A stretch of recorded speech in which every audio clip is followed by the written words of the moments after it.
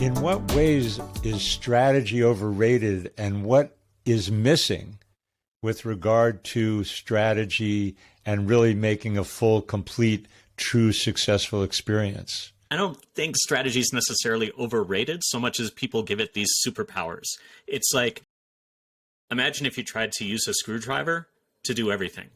Oh, I've got a nail that has to hammer in. Let's use a screwdriver. That's how people use strategy, right? So we have something like the Great Resignation, where people are just leaving really well-paying jobs left and right. You have huge incidents of burnout, even workplace violence, depression. Okay, well, we have one tool that we go to in business, and that is strategy. Great. So let's have a strategic planning session about how to address burnout.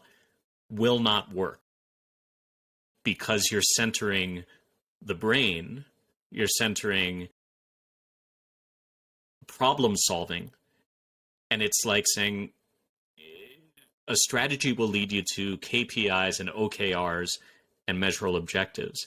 And what you actually need is humanness, is connection, is to move away from this relentless drive towards productivity and towards a more spacious way of doing business where you're centering relationships, and not just verbally, not just in the rhetoric, but in the way we run meetings, right? In the time that is allocated every week for people just to be human together in really beautiful, structured ways. So the first thing is, strategy is not a be-all, end-all, panacea problem solver. But the second part is, if we're going to bring more humanity into our work and not have strategy be the panacea, that represents a quantum shift. No, we're talking about now people showing up fully human and being sensitive and paying attention to their bodies so they don't burn out, and their psyches and their spiritual condition. Yeah. How do we make that transformation? I mean, there's a bunch of ways. I think one distinction that I want to point out is, like, strategy and humanity are not in opposition to each other. I guess what I'm suggesting is that letting them integrate, so that, and I just did this with an organization, we did a day of like strategic visioning, and 4 hours of the 6-hour day were about human connection, right? And then the strategy part almost wrote itself, because it was based on the relationships and the insights they'd gained from each other, as opposed to ideating, right? And so the big shift for me is what we place at the center of our business. If we place only profits at the center of our business, then there's no relationship there. There's no space for humanity, because if all we're measuring is profits, then that's all we'll drive towards. But if we were to measure, well, how many times this week did you have coffee with a coworker, right? Just to talk and be human.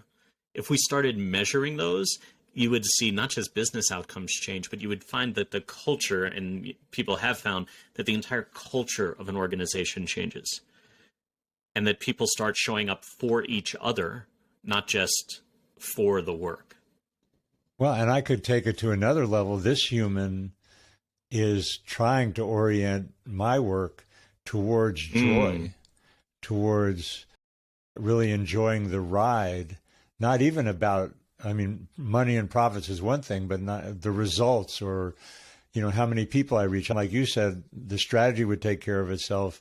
I think the results will take care of themselves. I'm less concerned about the results and how many clients I have and how much I bill every month, as I am to like actually have fun on the journey and be inspiring. Yeah. That's another kind of humanity, but it is a radical shift. Most people, I don't think that way, because like you said, they're starting from their minds and not having a full body experience with regard to work. Which is, you know, if you zoom out, the way that the whole culture is designed is for that, right?